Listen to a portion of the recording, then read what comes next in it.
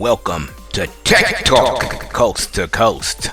On this great episode, I sit down with my buddy John Panarese from Mac for the Blind and my boy over at ttjtech.net, Matt Bowbridge, and we talk about some Apple rumors and products coming up.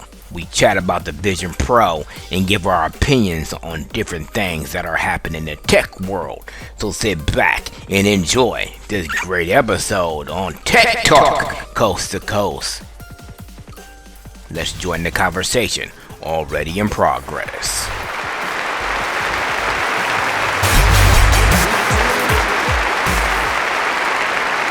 Yeah, several different things. And I guess the first one we ought to talk about is that Apple is about to release the Vision Pro headset here. Didn't it already go out for pre-order?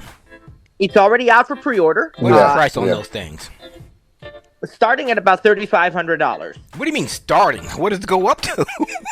Well, you can you can upgrade the storage. You can upgrade the internal storage.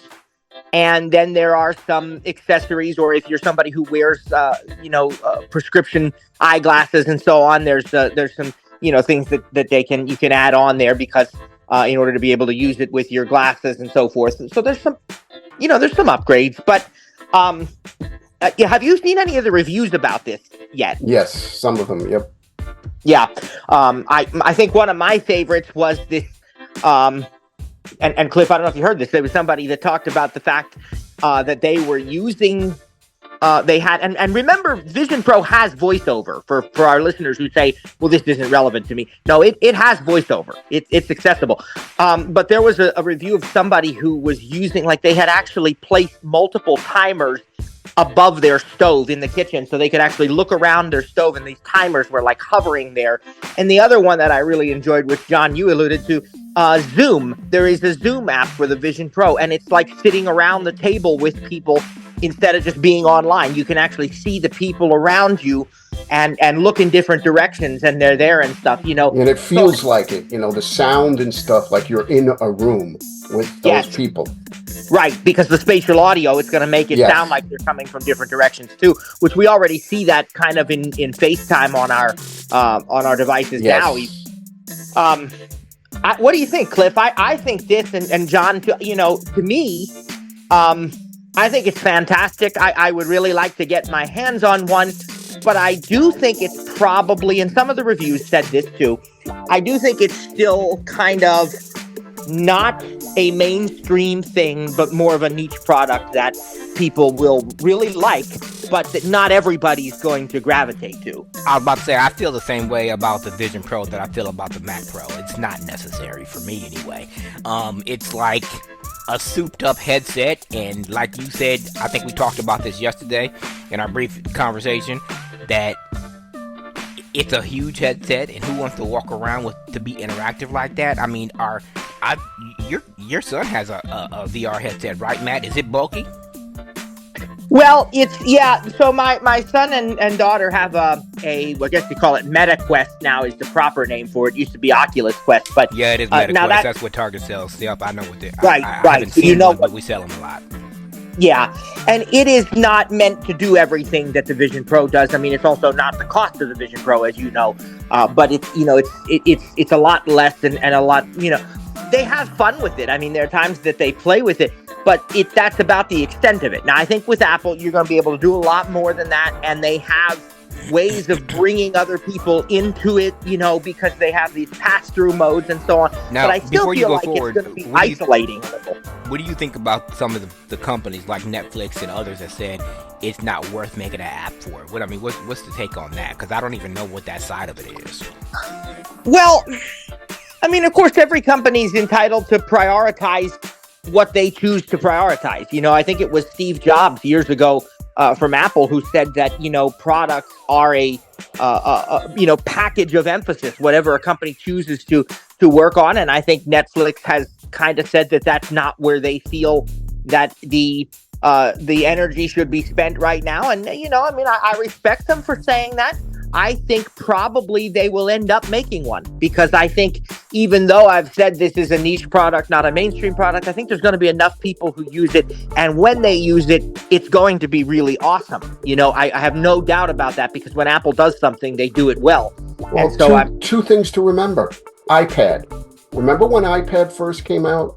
And you had yes. all these people saying, "Oh no, it's a niche product. Oh, nobody's really going to go buy that. You're only going to buy that." Nobody's gonna like it because it's gonna be a gaming tool. Yeah, yeah, and the other part of it is technology.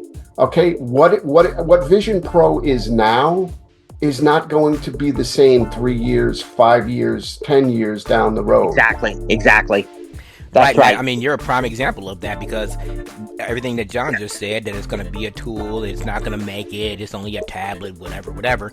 You run your business and your everyday life from your iPad.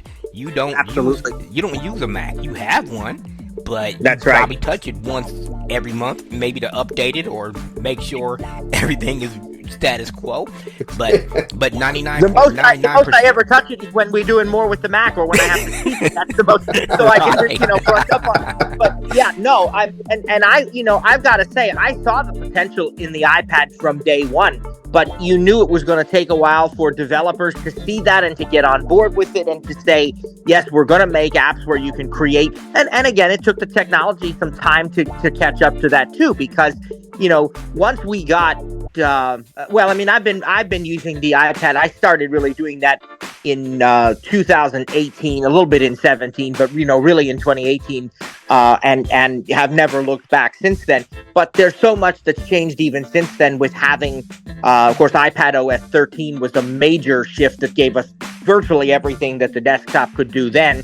And then, of course, once we got M1, the processor, I mean, that just completely changed, because now you can run Final Cut Pro, Logic Pro, all of these really high-end apps on the iPad that for years we thought would only work on the Mac.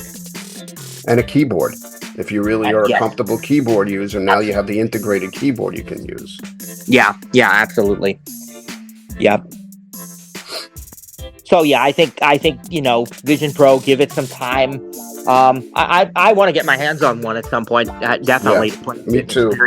I really do. Just to experience it. I just want to see, feel, hear, whatever voiceover work in some kind of environment that will just blow my mind. Right. Absolutely.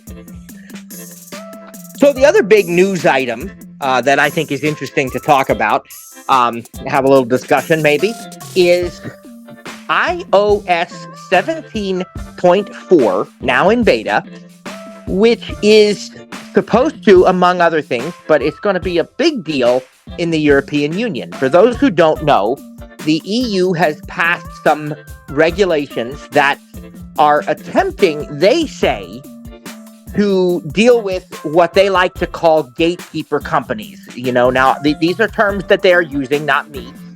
Just repeating what they say, that basically companies that have what they view as a dominant market share and therefore a lot of power and influence, right?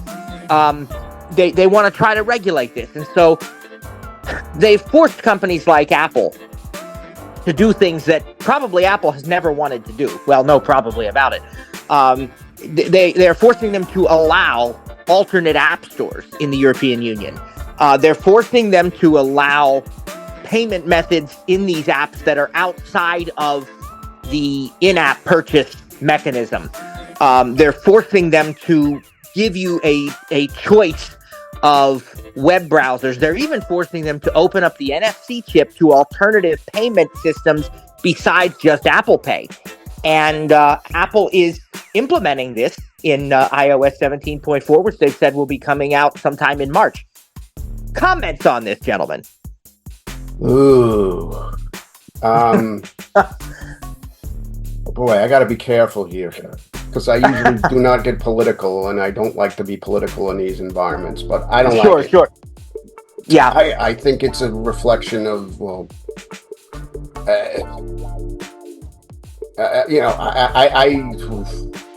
this to me is just going to create issues. I just think that I get it to a certain philosophical extent, but I think it's, you're dealing with a private company, and I think you're ruining the whole, you're basically opening Apple up to the problems that Android has. And I think in the efforts to try to be quote unquote fair, as usual, they're ruining the user experience in the long term. Yeah, And yeah. that's as far as I'm going to go, because like I said, I'll start to cross into the political realm, and I know there are people who are going to, disagree Yeah. with me or whatever. Right. Yeah. So I think fundamentally, and I'll try to stay out of the political aspect of it as well. I'm sure, it may possibly still offend some people, and that's not my intent. But, I first of all, fundamentally, I do not understand, politics aside. If a company says, you're purchasing my product, you're going to use my music app, you're going to use my web browser, you're going to use my Maps app because it works best with the operating system and the hardware that I've developed, I feel like that ought to be within the rights of a company to say that, because you still can choose other companies. If you don't like what Apple does, get an Android, get a PC. Exactly. You have alternative options. It's not like there aren't. But trying to keep it just within the scope of this, I'm very thankful that we are not getting this here in the U.S. as of yet. I hope and pray we don't have to get it in the U.S. at some point. As of right now, we don't. But I do have a lot of respect for the way that Apple is implementing it. Like, if you read how it's supposed to work, it does give you the impression like you're going to be able to choose. If you don't want to be part of that, you can kind of stay with things as they are, and you can keep just the Apple App Store and keep just the in-app and keep Safari, and you're not forced, to go outside of that. But I do think when you allow for these alternative things, to me, that's what makes Apple so, I mean, it's not the only thing, but it's one of the things that makes Apple so secure and so amazing. I mean, when I deal with an in-app purchase, if I want to cancel a service, I don't have to spend 2 hours on the phone explaining to somebody why I want to cancel and repeatedly saying, no, I don't want that offer, thank you. No, I don't want that offer, thank you. No, I just want to cancel. All I got to do is literally something that takes me probably 60 seconds or less and deselect or switch a radio button. The in-app purchase system has made things so simple, so convenient, and the App Store and the requirement to stay within the App Store has made things so secure. Now, only time is going to tell. I tend to agree with you, John, that I think it's opening it up, at least for the people who participate in it. Again, I don't want to scare anybody. If you're listening from the EU and you want to just stay in the Apple system, there's not suddenly going to be a flood of security problems, because as long as you stay within the Apple ecosystem, nothing's going to change for you. Right. But I do believe that those who go outside of it, yes, I think it's opening it up to exactly what all the other platforms have. And I think only time will tell just how bad that's really going to get. But I think it's a mistake. I completely agree with both of you that, I mean, Apple is Apple for a reason. And that's Android's biggest complaint, is because, I have to get all my apps in the App Store. Well, you're using an Apple device. It's Apple's ecosystem. I mean... And it's safe. You're getting exactly. a secure app. Do you know, John? I know you know. And Matt, you know. Maybe our listeners don't know. Do you know how difficult it is to submit an app to the Apple App Store? You literally have to go to the moon and back, circle the Earth, and travel through the sun just to get it approved. Well, Yeah, go ahead, John. Go ahead. Okay, I'm just going to throw out a fact out there, and I'll leave it at that. People don't realize, and I've read several articles that have quoted this number, 60 to 70% of Android users, whether it's a phone or a tablet, have a virus or malware on their device without knowing, because they don't think of the device in the same way as a computer. Right. And the other thing that I was going to say is Apple's doing Google and anybody else third-party app service by letting us have Google Maps, Google Chrome, and whatever third-party apps are on, that are already on our devices. I don't think the Apple Store restriction is a huge deal. No, it's not, because they already offer. You can already basically make your device look however you want. If you want to use Google Maps, Google Calendar, Spotify, if you want to remove the built-in Apple apps, and I can say that from experience because I have a student who, goes to a school that's entirely Google, and it was a managed Apple ID. For those who don't know what that is, that's okay. It's just basically set up by the school district. That's oversimplification, but that's all right. It's a managed Apple ID. And he doesn't have the native Apple apps. He has the Google ones. It's entirely possible to do that. But let's remember, too, that a lot of these places that are taking issue, and I'm going to go there. I'm not, again, it's not trying to, disparage anybody or anything like that, but I'm going there because it has to be said. Things like Spotify, things like Tile, things like, these different apps that you have, what would they run on if it weren't for Apple? I mean, let's just stop and think about that for a second. That has given more people than we can count a path to a career, a path to success, a path to a livelihood, because Apple has created an app store where people can put their apps with a clear go-to-market strategy. I don't have to try to sell and promote my apps on the internet somewhere. I know that if it's in the App Store, people have a chance of finding it because that's what they're going there for. And Right. if it's a quality app, it's going to get the recognition that it deserves, given enough time. I mean, and this number might be a little off, but I think I seen an article about 3 or 4 months ago, John, that 75% of smartphone users are iPhone users. What if the iPhone or the Apple system didn't exist? You think that many people would be using your apps and downloading them every day to give you the recognition that Matt just talked about that you deserve? I don't think so. No. Right. I'll go back to something that you said, Cliff, about the how difficult it is to get an app. And just, real quick, if I can tell this story, because I think it really speaks very highly of Apple. I had written a book. Some people know I'd written a book about the Titanic, and my goal was to get it on Apple Books, or I guess Now, it's Matt, called you know that's a iBooks cheap back plug. then. No, I'm just joking. Hey, you got to get them in there. So, no, I'm just kidding. But at the time, it was called iBooks, and that was my number one priority, was to get it on iBooks because I'm an Apple user, And so, of course, we know it now as Apple Books. But anyhow, I used what they call a third-party aggregator, meaning a company that submits to Apple, submits to Amazon Kindle, submits to Barnes & Noble, so that I didn't have to do all the legwork with each of these companies, right? And I sent them, what I believed was, conformed to all the requirements for a digital book and so on, the cover art, everything else. And the book was approved everywhere except Apple. Apple was the only one that had an issue, the one place that I wanted it more than anywhere else. So, of course, I immediately called the aggregator, and I said, what's up with this? And we had it took me 4 or 5 attempt to finally get it the way that Apple wanted it. And of course, praise God, they eventually did approve it. I've had no problems ever since. I've been able to work with Apple. If there's ever been an issue, I've been able to talk to somebody and deal with them. But it was interesting to me because the lady at the third-party aggregator said this to me. She said, you need to understand the difference. She said, with Apple, they actually have real humans that are sitting there and vetting this stuff. She said, they're not looking at your book for its content. They're not going to censor you. They're not going to restrict it in that way. But they are looking at, does this function properly on every type of device that we have? Does it give the quality experience that we advertise? And then we'll approve it. And if not, we'll guide you and tell you what needs to be changed. And that's exactly what happened. So, 4 or 5 attempts later, I had a product that met those qualifications, and now we go forward and everything's good, But I think that really speaks volumes, where you have a company that actually uses real people to do this, and not just puts it through a sort of a computerized method and just we'll approve it. Yep, I agree. At least it's it conforms to everything that Apple standards, and this is Apple has standards. I don't understand why that's a problem to some people.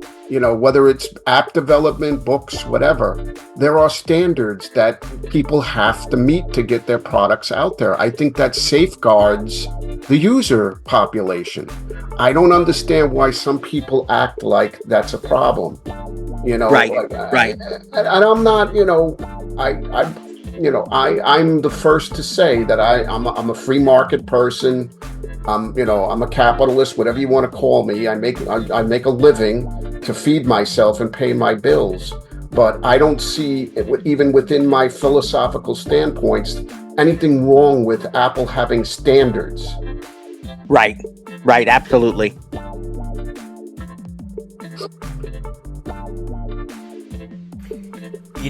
This all started, as you know, Matt and John, with Epic being mad of the way that Apple, or the price Apple charges for, them having payments in their app store, right? And they just got denied their fourth or fifth appeal. At some point you got to say this is getting cumbersome and wasting, the Supreme Court's time. But do you think that's why that Apple did the European App Store the way that they did, I'm assuming? Yeah, and Epic is just being greedy. And that's my opinion. I mean, I've read this stuff and I don't get it, because it's let's say Fortnite is a very popular game. Right. You're going to make money.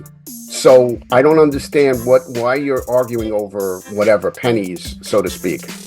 But, and I don't see them doing the same thing to Microsoft, because Fortnite is actually on the Xbox. So I mean, Xbox and it's the PlayStation. Believe me, my nephews all play it. My brother plays it. I have friends that play it. So I get it from that standpoint. But I think your argument does not hold any water. Right. Which is what I agree. 3 or 4 times. So. All right, Matt, you got any more news? I mean, I've seen a couple things. New iPads probably on the horizon coming up here in March. You said yesterday when I talked to you that there's still a rumor or some code in iOS 16 point or 17.4 that there still may be a HomePod Apple TV combination with a display. Yeah, of course, all of this has to be taken with a grain of salt. For our listeners out there, nothing is official until Apple announces it. Rumors are often wrong, but sometimes they're right, too.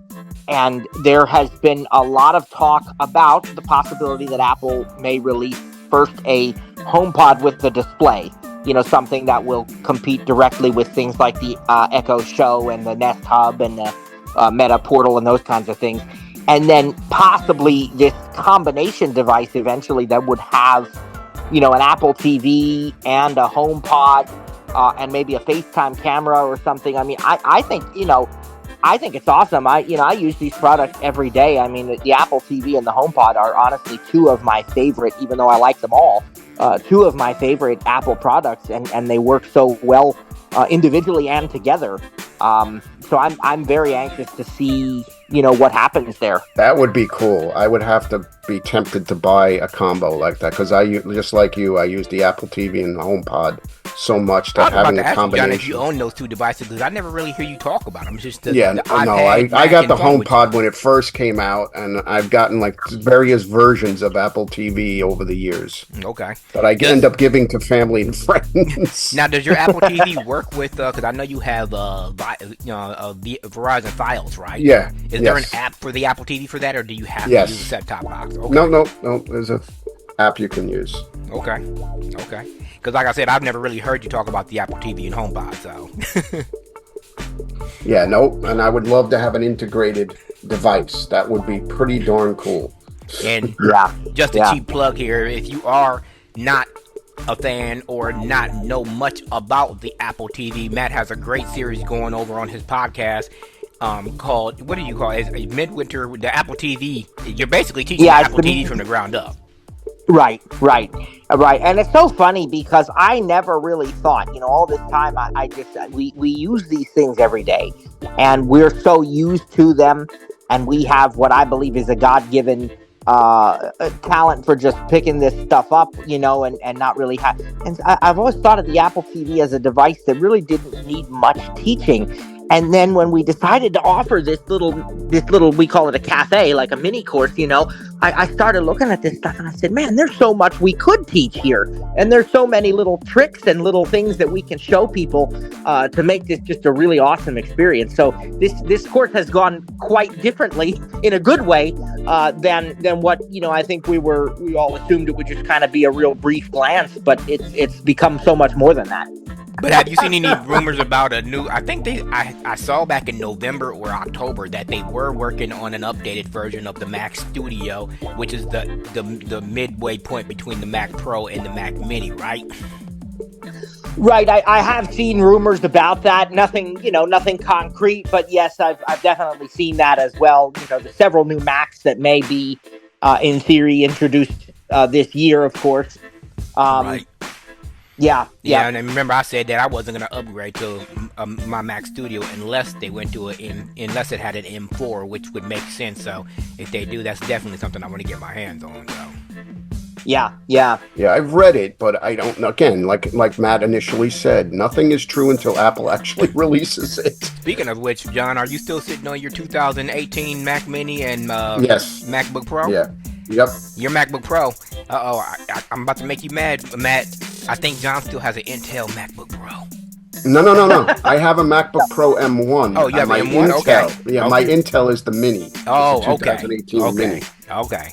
Well, other than that, I have nothing else. I mean, I've heard things about the Apple Watch 10 having a totally new design, maybe a little wider or more in a triangle shape, so it's not a complete square, but it's a little longer, so you can do more with it. But I've heard nothing. Different. Yeah.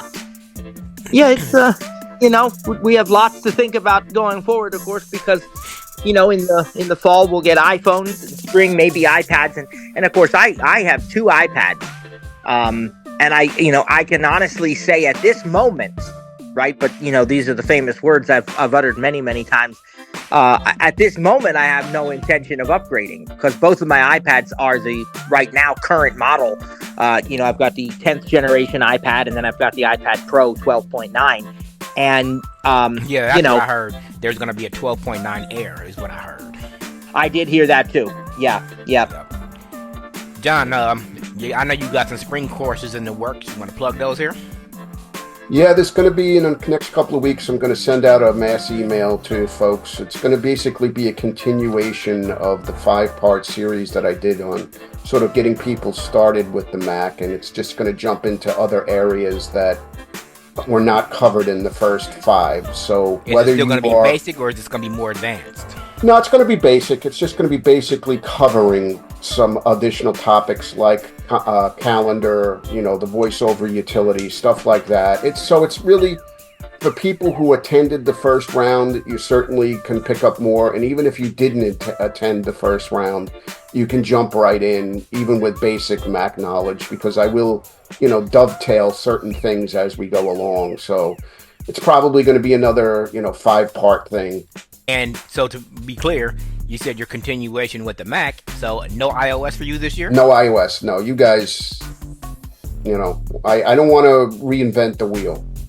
Especially Matt's the savant when it comes to the iPad stuff, so I'm that's way beyond me. High compliment coming from the great John Patarese, Matt. Yeah. Well, I always say I give all the glory to God, but it's really encouraging, certainly, and very, very kind, and we do appreciate it. And we do have the iPad course coming up again here, really in just 2 weeks. So it officially doesn't begin till March. But what we're doing is we're taking the weeks leading up to it in February and doing some primers on, for example, if I don't own an iPad, what are the options that I have? What iPad is best for me, and what do I need to get started before we actually begin the course, and making sure that your Apple ID and your iCloud settings, so that this device is going to sync with your iPhone, and they're all going to, quote unquote, talk to each other the way that they're designed to. So we have this coming up in just a couple weeks. They are free courses, but you do have to register. And we've sent out emails about that. So that's also something I think we're very excited about this year. Good deal. Well, if that's all, then I'd like to thank John from MacForTheBlind.com and Matt from ttjtech.biz. I like .com better myself, but hey, what can you do? ttjtech.biz for joining us here on Tech Talk Coast to Coast. Thanks for joining us, everybody.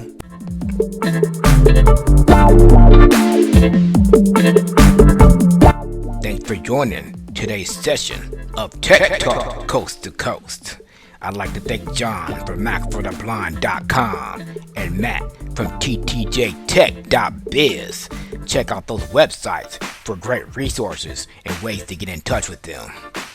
If you got any questions, want some free resources, or just want to schedule a paid one-on-one session, send us an email at support@stiritup.com. That's STURITUP.com. That's all for now. Have a blessed day.